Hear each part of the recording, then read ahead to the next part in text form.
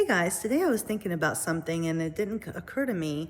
I hadn't thought about this in a while, but as many of you already know, English is actually my second language. And I thought there might be some of you out there who are in the same boat that I am, where you're bilingual or trilingual or multilingual, and you are raising an exceptional child. And the reason I mention this is because when my children were little, my dream was always to teach my children to speak Spanish because that was my first language. I wanted them to be able to communicate with their grandparents and great grandparents at the time and an extended family that may not know as much English. And also I thought being bilingual is truly an asset. It's helped me tremendously in my life in so many ways. And so I thought, my dream was just to have an environment at home where we could practice the Spanish and they could speak English outside the home. Well, kid number one comes in and has a speech delay.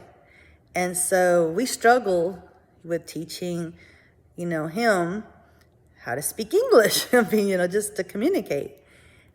Kid number two comes in, same thing. Kid number three comes in, same thing. Kid number four, same thing. And so I feel like I got gypped, I'm like, well, all my friends said, why didn't you teach your children Spanish? And I tried, but when your child doesn't communicate at all and they have challenges, they have to take them to speech therapy, it really does make it that much harder. Plus, my husband's not bilingual, so it would have just been me.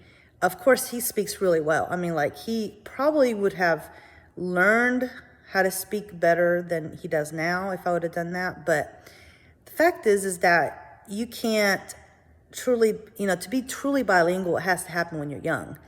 You can't become bilingual or trilingual or multilingual as an adult. It has to happen early on, and then you expand your vocabulary and you're able to truly be bilingual. Now, yes, you can be really good at speaking different languages, and I know many people who do and who learn different languages and are able to do that and communicate very effectively.